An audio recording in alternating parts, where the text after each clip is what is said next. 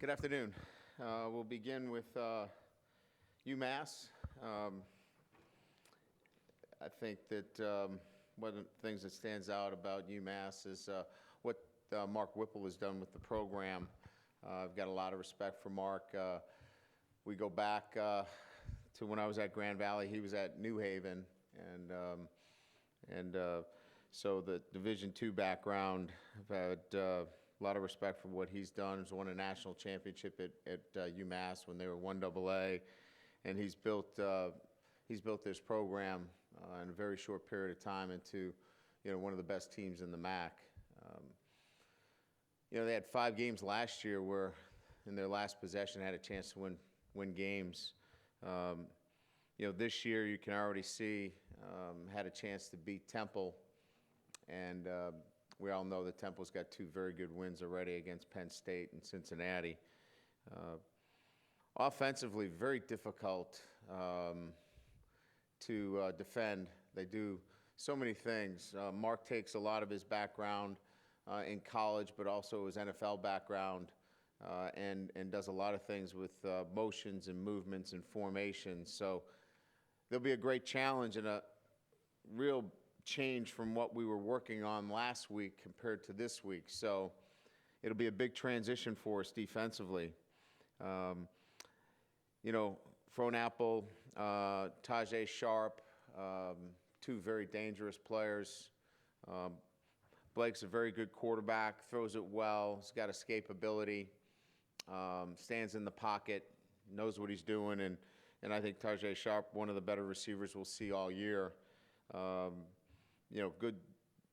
Good complement of running backs. The tight end position last week was the difference in the game. I mean, they had a chance to win the game last week. Rodney Mills, who's really listed as a fullback, had 2 big touchdowns for him. So we've got our hands full defensively against them. Offensively, we're going to have to deal with a very stout front, and they play both 3 down and 4 down. They were all 3 down against Colorado, and then they come back the next week against Temple, and they're practically all 4 down, which gave Temple some fits. But they're a veteran defense with 9 starters returning, just like on the offense, a veteran offensive line as well, a very talented offensive line. So this is a veteran football team that we have to prepare for. Again, it's a big transition from Georgia Tech to UMass, and specifically what they do on offense with shifting and trading and formations. It's a nightmare in terms of what we're going to have to get ready for. And then defensively preparing for both 3 down and 4 down, and a veteran secondary as well. Well-coached football team, and one that will have to play well if we expect to win. So with that, I'll open up to questions.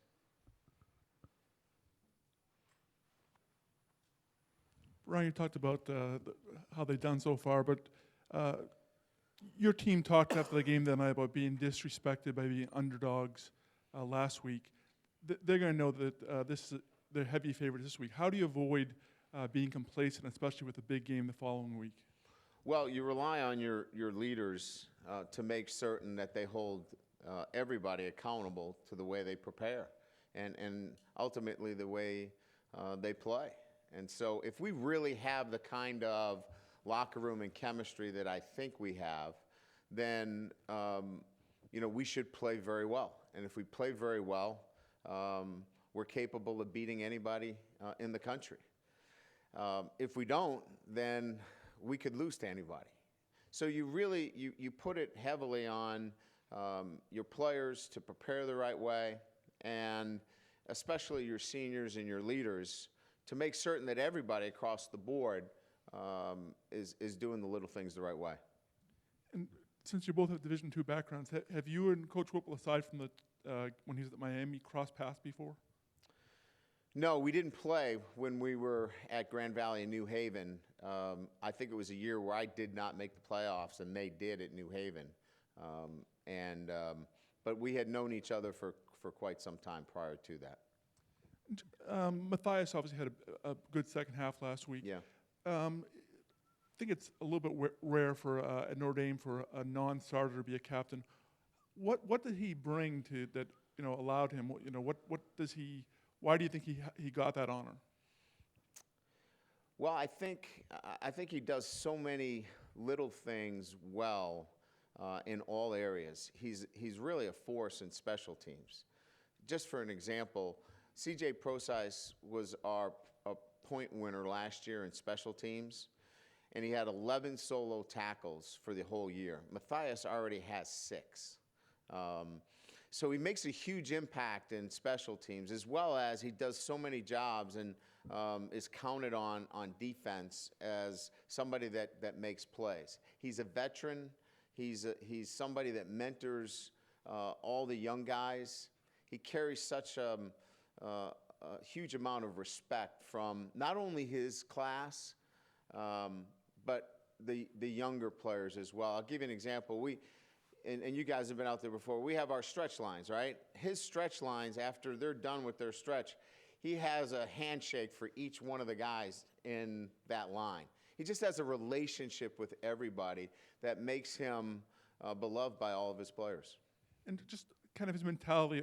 He started on the 212 team, and he's started fewer games each season since. A lot of guys would let that get them down. And why do you think he's been able to overcome that and be a leader? Well, it bothers him. He's competitive, and I've had to have talks with him about being prepared and being ready. He doesn't like it. He wants to be out there starting. He believes that he can help this football team as a starter, but he's one of those guys that makes this 2000 football team special, in that he'll do whatever's necessary for the good of the team.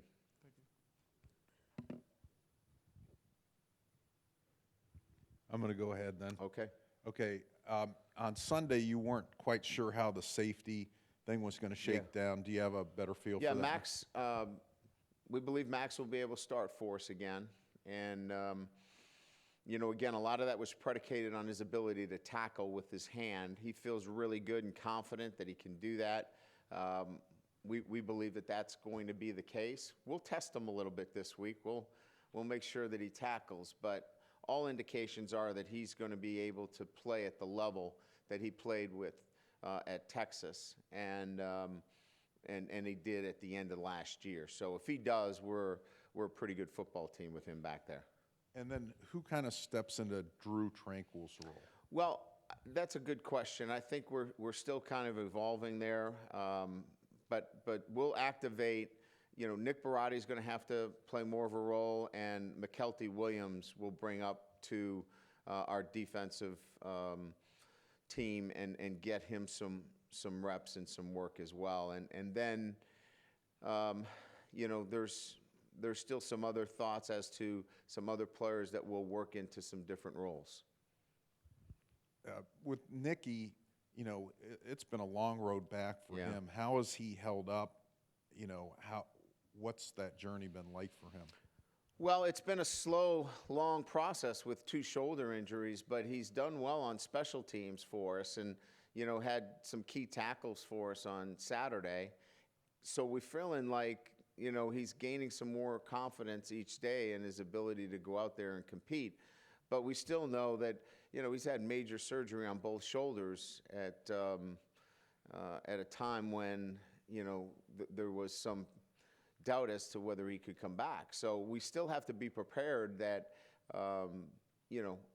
at that position we have to have some depth there. So that's why McKelty is going to get some work too. Speaking of shoulders, how did Joe Schmidt come out of the game? It looked like maybe he got dinged on the onside kick or around that time. Yeah, our training staff is responsible for that. We have a spotter up in the press box that has live video feeds, and they determined that there was nothing to be concerned about. And when he came over, there was no concussion protocol that was entered, so there was nothing on my medical list relative to a head injury. Or shoulder? No, nothing, Okay. nothing. I just want to be thorough. Yes. Jerry Tillery really seemed to step up to the challenge. Do you see that with going back to conventional defense, something that you maybe would get some carryover with him? Yeah, I think anytime you get in there and gain a great level of confidence in playing, it's only going to help you. But I think Daniel Cage will continue to play for us and up his reps. Certainly, this was a better game for somebody that's a little bit more agile and athletic. Daniel's more powerful at times. Jerry could get cut and get right back up. And that's really where he was outstanding, is his ability to get right back up and into the play. But I still see Daniel being with Jerry as equal in those inside tackle positions. The Corey Robinson fans are worried about his opportunities in production, but Chris Brown and Corey, they're... We were looking at it as well in terms of production. It's just the luck of the draw in terms of when he's in, and he got the calls when he was in the game at that time. It'll all even out statistically. It generally does, and we think it probably will. Last one from me. What's the next step with Deshaun Kaiser? What do you want to see different, better in week 2? There are some fundamentals that need to be cleaned up. Ball security. I was a little concerned with the ball being a little loose at times. Ball came out one time in a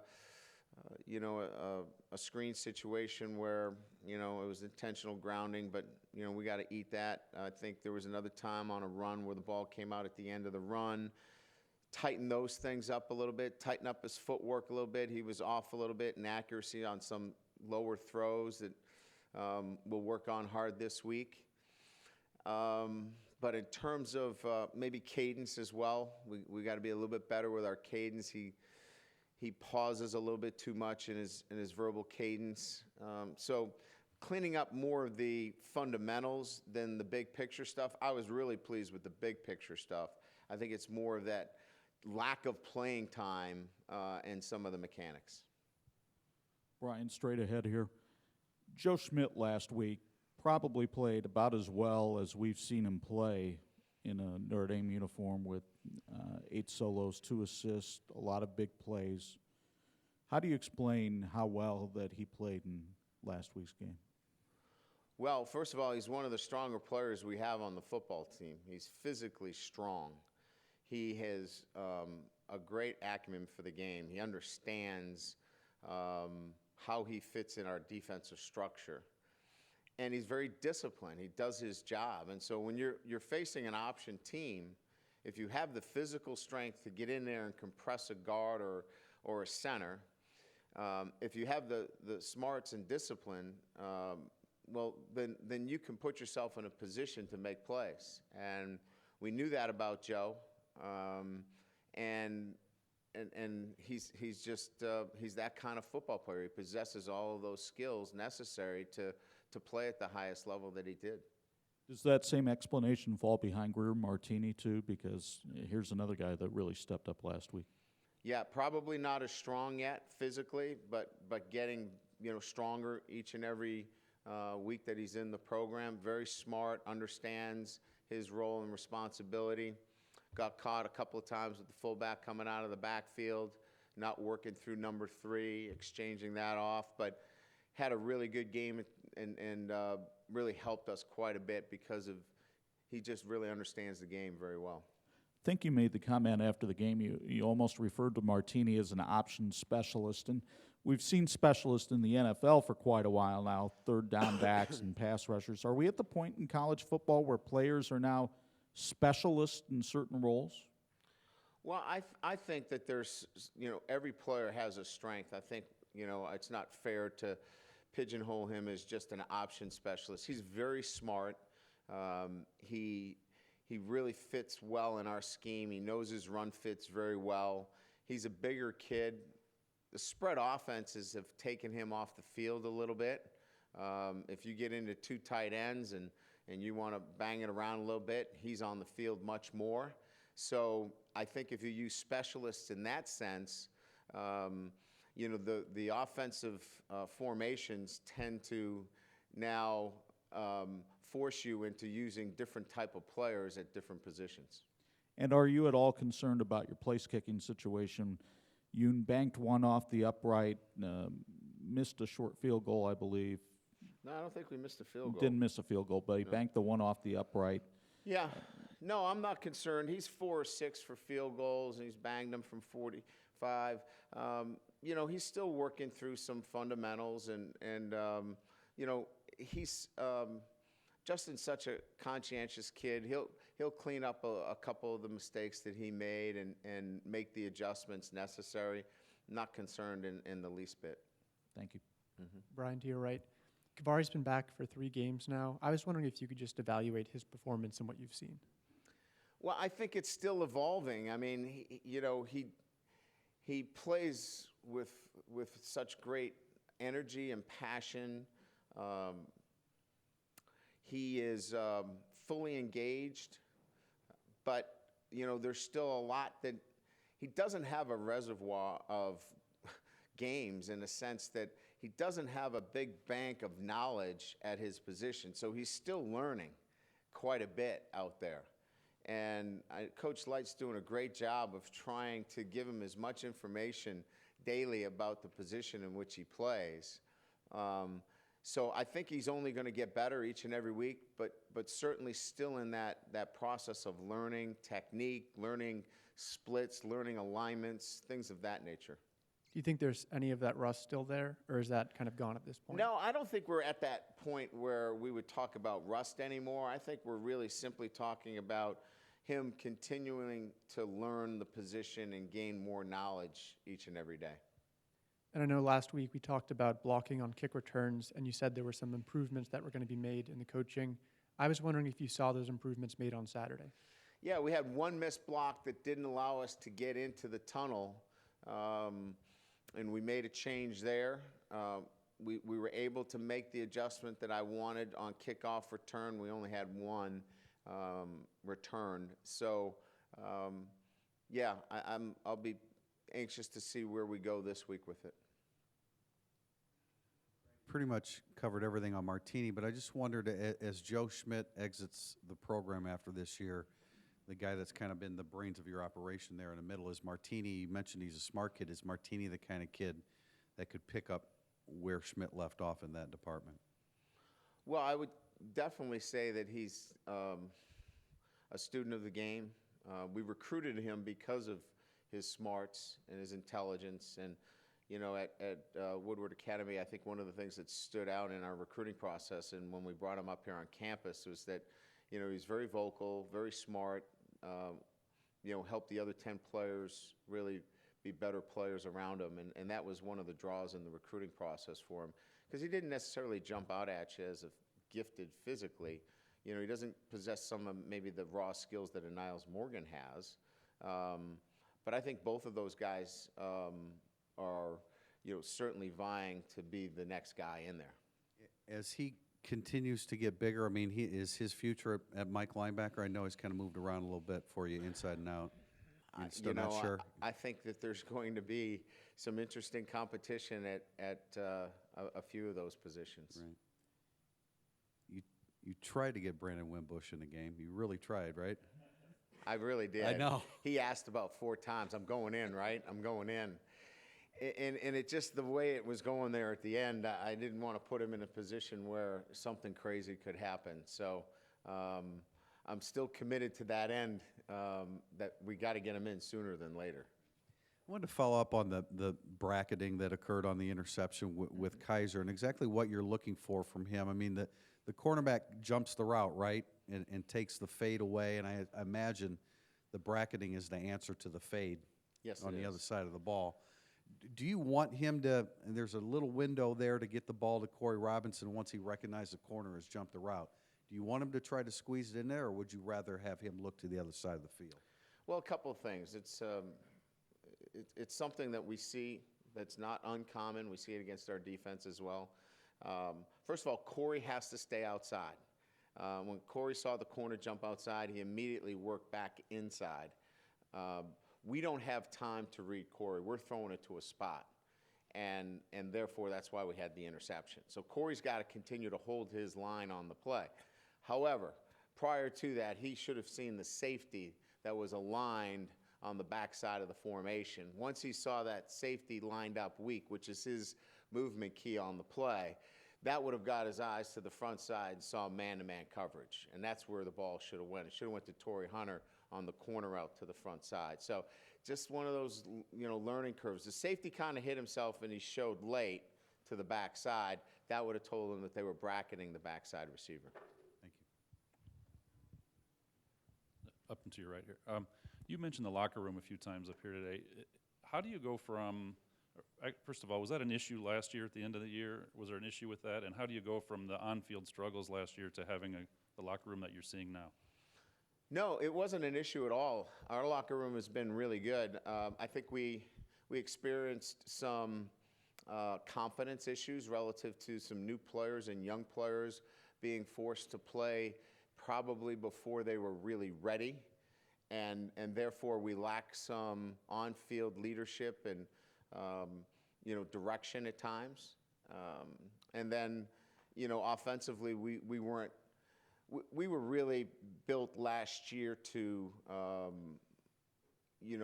prop up a defense that was experiencing a number of injuries and lost some leadership, and we didn't get the job done on offense. And quite frankly, it had less to do with what was going on in the locker room and more to do with what was happening on the field.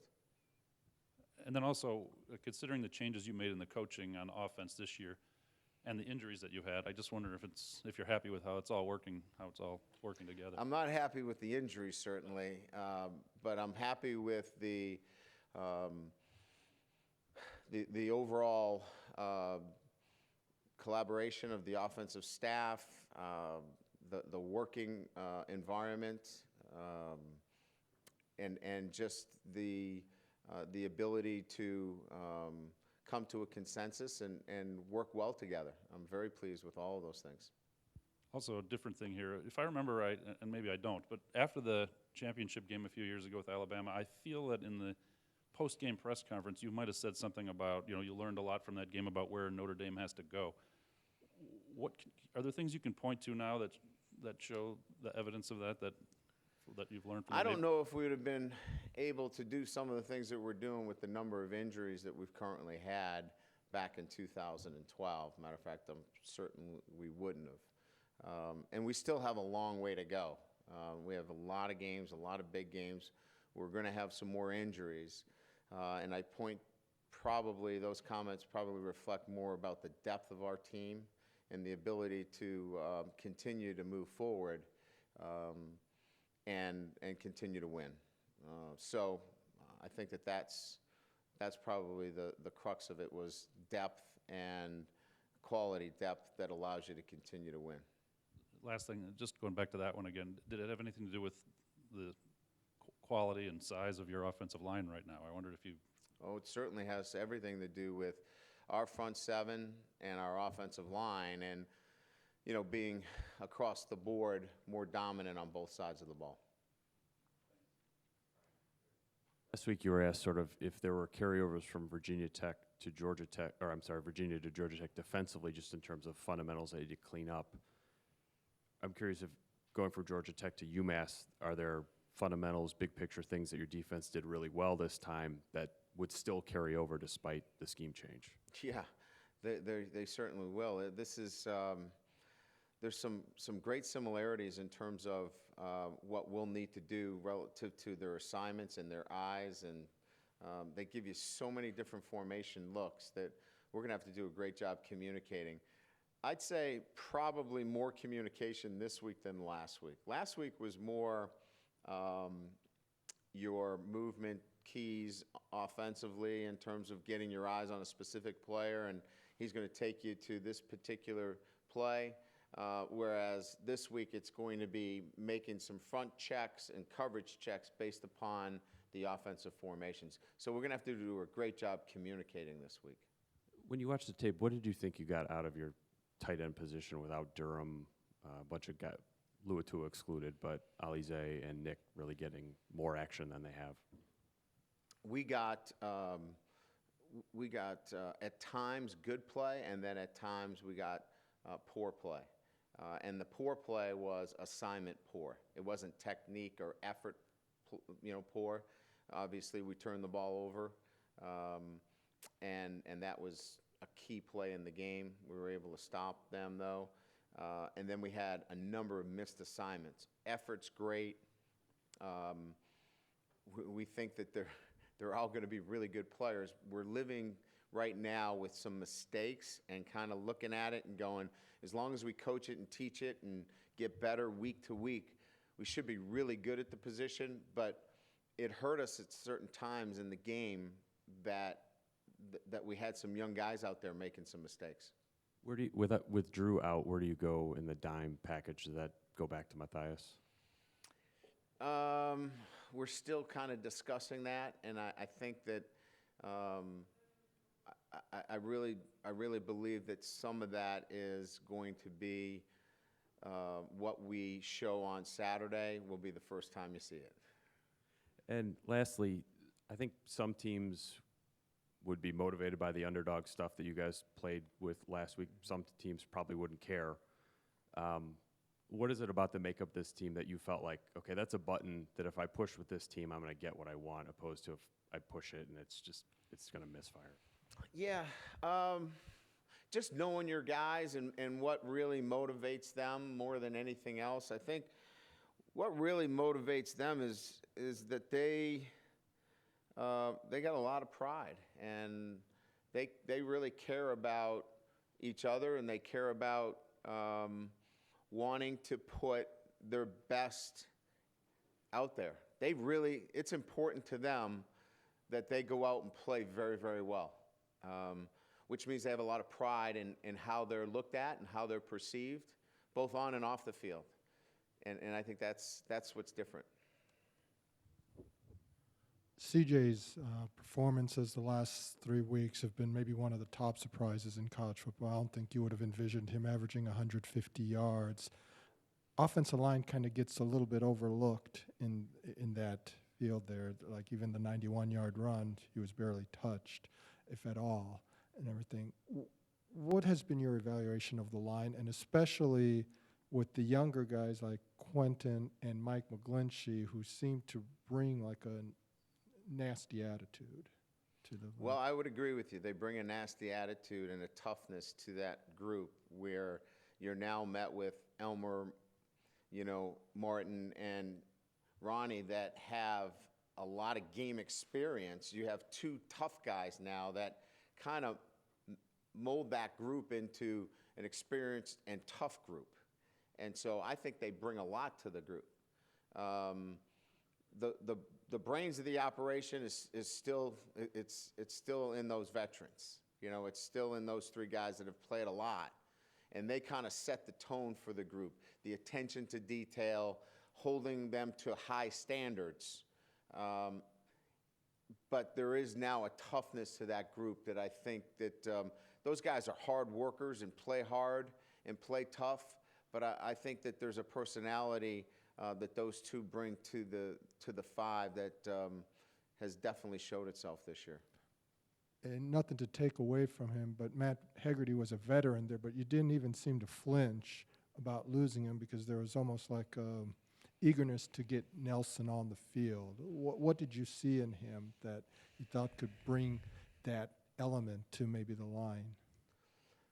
Well, first of all, Nick Martin was going to go back to center. And so what we saw in Nick was that his natural position, even though we did move him, he was fighting through a knee injury that we felt like we were exposing him at center to one-on-one blocks that he wasn't quite 100%. When he got back to 100%, we felt like putting him at center was obviously the best position for him. That opened up the guard position, and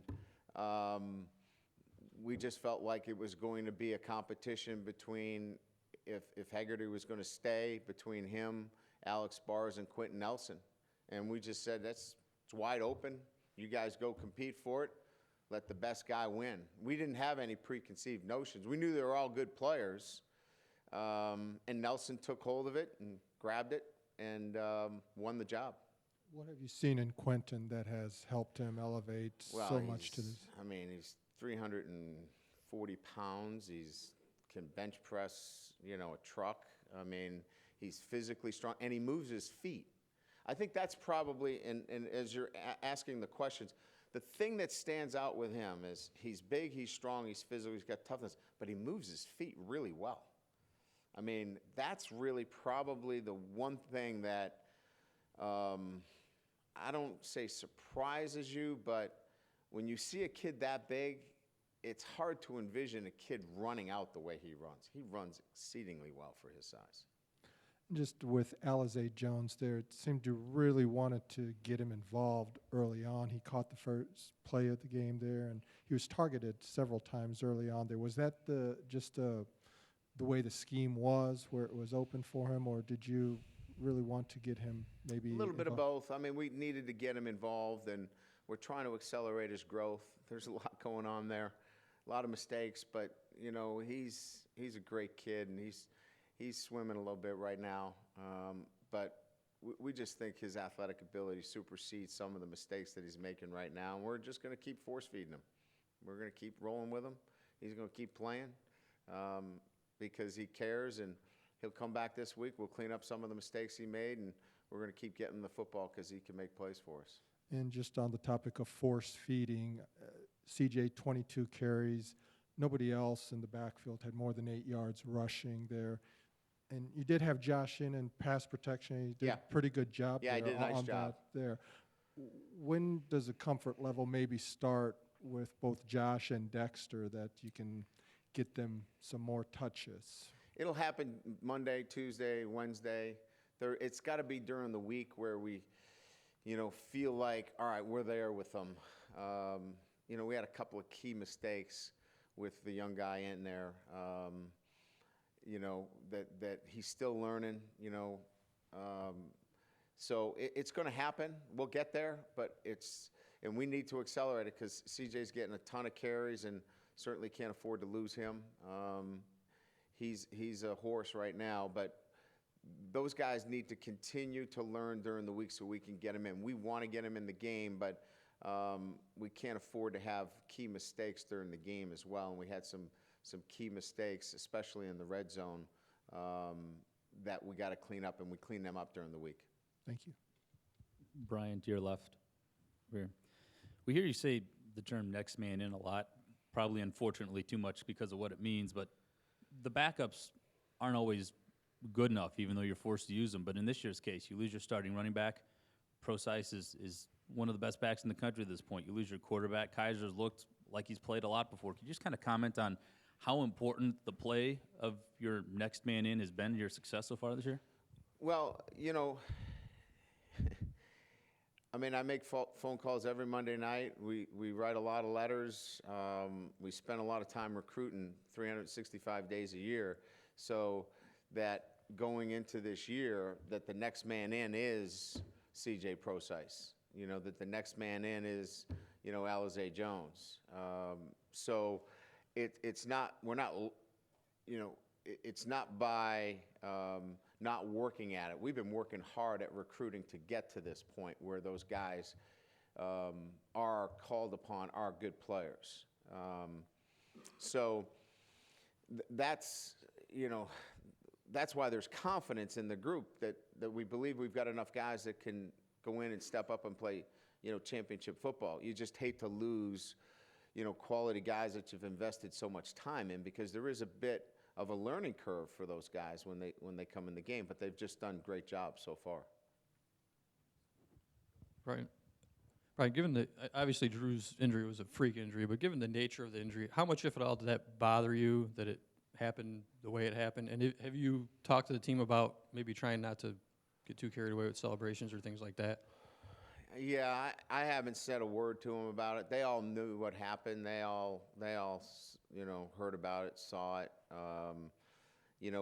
We talk so much about taking care of each other in practice, and we do such a great job of, staying up and staying off the ground and taking care of each other. We go against each other so much that our guys are so locked in about how important it is for safety. They're yelling at each other if somebody's on the ground.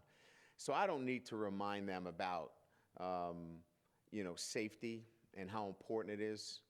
We had guys crying in the locker room because they lost, one of their players. They're so locked into that, they don't need me to remind them about something like that.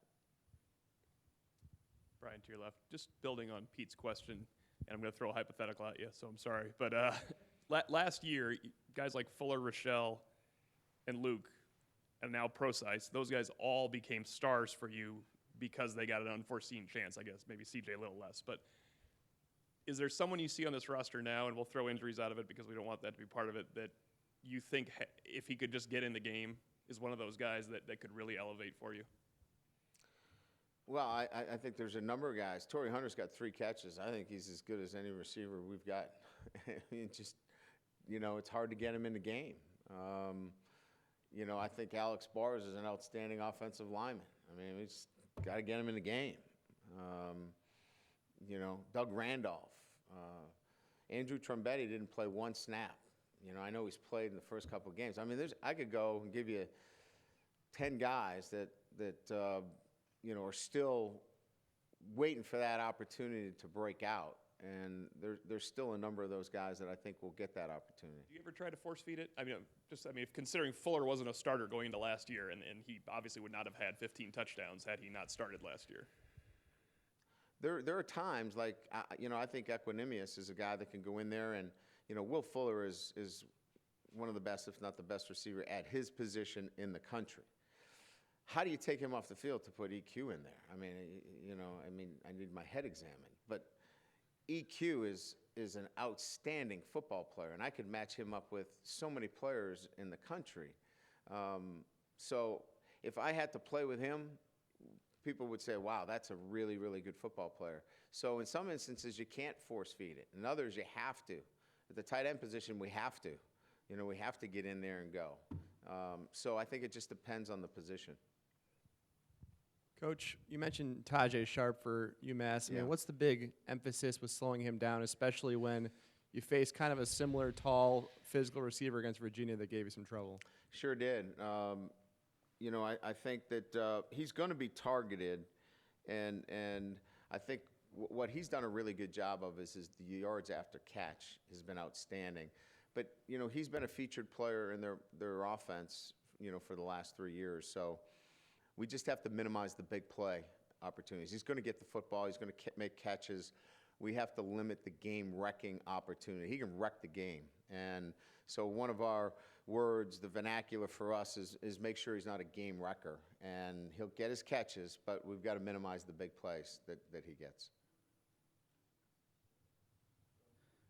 Coach, is the timing of this game, for you and the staff, is it something of a relief just the way the year starts with 3 Power Fives and, of course, all the injuries going into a game like this, or at least on paper, it looks like you can mix and match some things or get Brandon in there, just try out some of the different things like you were talking about? Yeah, these are the games that concern me the most, where everybody else thinks that, they're going to be easy games. This is going to be a difficult game.